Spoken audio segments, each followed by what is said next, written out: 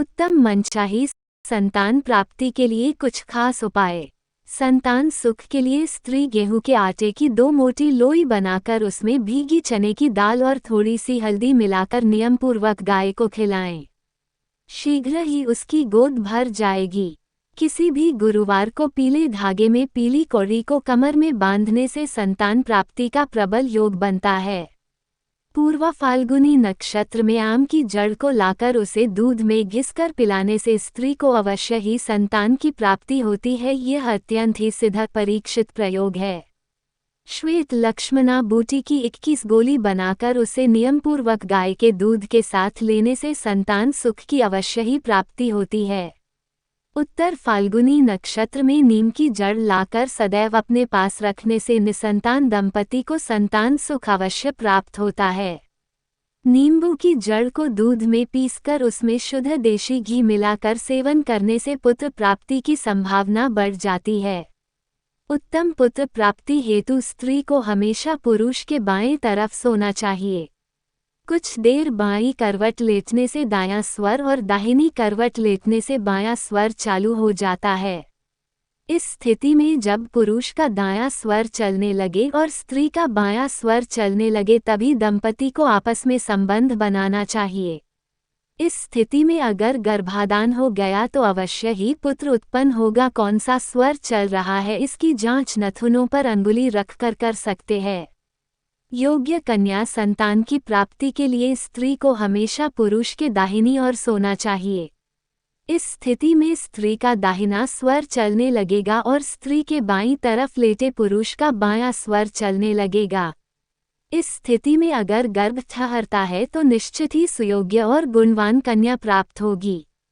प्राचीन संस्कृत पुस्तक सर्वोदय में लिखा है कि गर्भाधान के समय स्त्री का दाहिना श्वास चले तो पुत्री तथा बायां श्वास चले तो पुत्र होगा।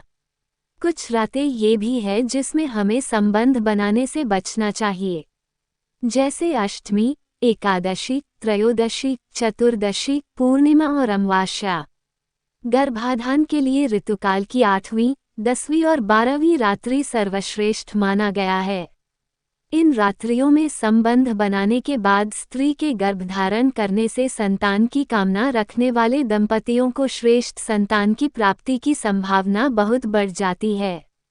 यदि आप अति उत्तम गुणवान संतान प्राप्त करना चाहते हैं तो यहाँ दी गई माहवारी के बाद की विभिन्न रात्रियों की महत्वपूर्ण जानकारी का अवश्य ही ध्यान रखें।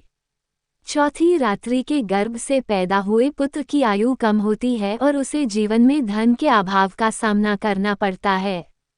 5वीं रात्रि के गर्भ से जन्मी कन्या को भविष्य में पुत्र रत्न की संभावना क्षीण होगी, वह सिर्फ लड़की ही पैदा करेगी। 6वीं रात्रि के गर्भ से पुत्र उत्पन्न होगा जो मध्यम आयु वाला होगा। 7वीं रात्रि के गर्भ से पैदा होने वाली कन्या बांझ होती है, वह भविष्य में संतान को जन्म देने में असमर्थ होगी। 8वीं रात्रि के गर्भ से पैदा पुत्र धनी होता है, वह जीवन में समस्त ऐश्वर्य को प्राप्त करता है। 9वीं रात्रि के गर्भ से उत्पन्न पुत्री धनवान होती है, उसे अपने जीवन में समस्त ऐश्वर्य प्राप्त होते हैं। 10वीं रात्रि के गर्भ से बुद्धिमान पुत्र जन्म लेता है। 11वीं रात्रि के गर्भ से चरित्रहीन पुत्री का जन्म होता है। 12वीं रात्रि के गर्भ से पुरुषोत्तम पुत्र जन्म लेता है। 13वीं रात्रि के गर्भ से वर्ण संकर पुत्री जन्म लेती है। 14वीं रात्रि के गर्भ से भाग्यशाली उत्तम पुत्र का जन्म होता है। 15वीं रात्रि के गर्भ से अति सौभाग्यवती पुत्री जन्म लेती है। 16वीं रात्रि के गर्भ से अपने कुल का नाम रोशन करने वाला सर्वगुण संपन्न पुत्र पैदा होता है।